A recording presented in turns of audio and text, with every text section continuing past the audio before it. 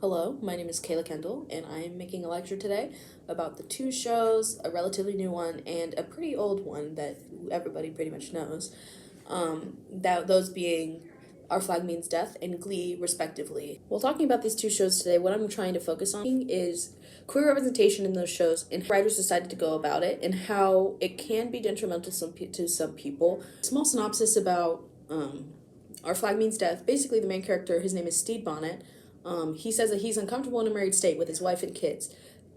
He asks his wife if he and his kids can go buy a boat and go sail the open seas, but she says she enjoys her life. So instead of doing any of this, he gets on a ship and leaves in the middle of the night. So then him and his crew take to the high seas. But what Steve doesn't understand is that his idea of what pirating is very different from what actual pirating is, which is when he gets himself into a little debacle and he's about to be hanged. That's not the greatest situation. After this happens, he gets saved by Edward Teach, who is also known as Blackbeard, one of the most famous pirates to ever exist, ever. Blackbeard wants to make a plan to kill Stede and take his identity because he likes how Stede displays his masculinity. He separates his two identities, which are Edward Teach, and Blackbeard. Ed being more gentle, he likes fine things, and blah, blah, blah. And Blackbeard, who is ferocious, masculine, falling for Stede as we speak. It's not until they have a kiss scene when they needed an act of grace because they got caught by the English. There was an act of grace that Blackbeard did easily because he wanted to be with Stede and he wanted to get away from that pirating life of the expectations of being all that masculine. Glee was created in the 2000s with the main writer, Ryan Murphy. He was the writer and creator. It follows mostly the teacher, Mr. Schuster, who is a Spanish teacher at a Ohio high school. He wants to take up the role of coaching the Glee Club. Now, what I want to begin with is how they took coming out in both of these shows, as well as some in our course content. Starting with Glee, they have definitely had a few bad coming out experiences for characters, quite notably the character Santana Lopez. She is a lesbian, and throughout the show, she is known to be she's like the mean girl. She's on the cheer team, the Cheerios, and only joins the Glee Club to kind of spy. While she is trying to figure out that she is a lesbian, there are three different occasions where she is outed. Three. Most notably, was the time that Finn Hudson, who is Quinn Fabre's boyfriend, when he outs her because he got mad. Now, what is speculated is that Finn was used as kind of a vessel for the writer's ignorant ideals, especially with the outing and just being so okay with that. Queer people in real life do not have an expectation to come out at a certain time or even come out at all. With Santana being outed 3 separate times, it kind of shows the ideals of the writers and how they didn't really care that she was being outed. Now, another coming out story in Glee is when Kurt Hummel's boyfriend, or not boyfriend at the time, ends up being boyfriend, but Blaine Anderson, he is in the show and he kisses Rachel Berry at a party when they're drunk. Now, this takes him into a spiral of thinking that he may be bisexual when at the beginning he thought that he was gay.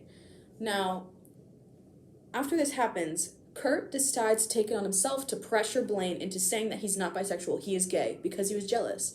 He didn't want Blaine to think that he was bisexual because he wanted him to himself.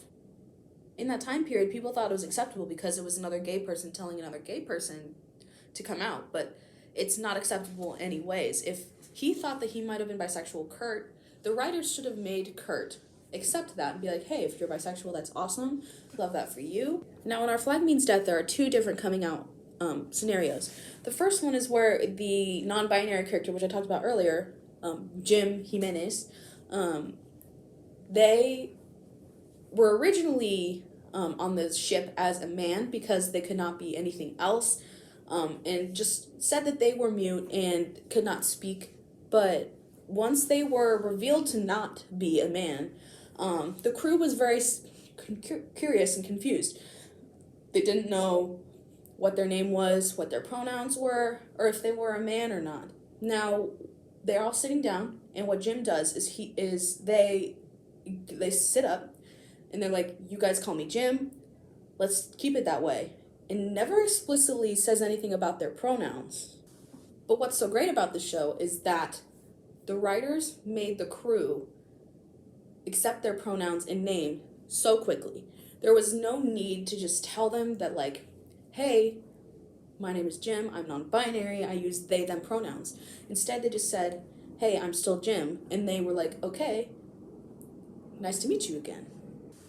The second coming out story is what I talked about earlier, when Steve goes back home and talks to his wife about falling in love because she has a new boyfriend. He comes back and they have a conversation like, "We're both not happy. Like, I'm in love with another man. His name is Doug."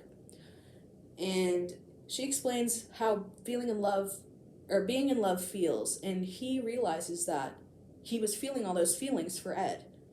And he says, "I think I'm in love." And then she says, "What's her name?" And then he says, "Ed. His name is Ed." And then what's beautiful is that they just embrace, and it's warm, and she accepts it so fast, which is telling because she is on land in the 1700s. The sea and the land are kind of used in the show as juxtaposition. Land is traditional. They need to stick to these traditional beliefs, and if they don't, they're going to get ostracized. But at the sea, they can be whatever they want. They're free. They don't have any standards that they need to uphold. Now, these coming out experiences, especially the Glee ones, are not like the show that we watched in class, Schitt's Creek. In that show, the coming out experience was warm. He was afraid to tell his parents, but once he did, they felt comfortable with each other. He was worried that his parents wouldn't accept him or were scared or would not love him anymore, but what was beautiful about it is that he had his coming out moment, even though his parents already knew. They were told before they went to the party. But what was nice about it is that they didn't try to take away his moment, because this is an important moment for a lot of queer people. They're coming out. Even if their parents already know, it's important for the queer characters to be able to take control of the situation and tell whoever they want to tell. This is why Glee is kind of problematic in the coming out area, because they haven't really had any positive coming out moments. And it kind of shows how the writers like don't think that it's that important. How the characters just like are gay and then people can figure it out however they want.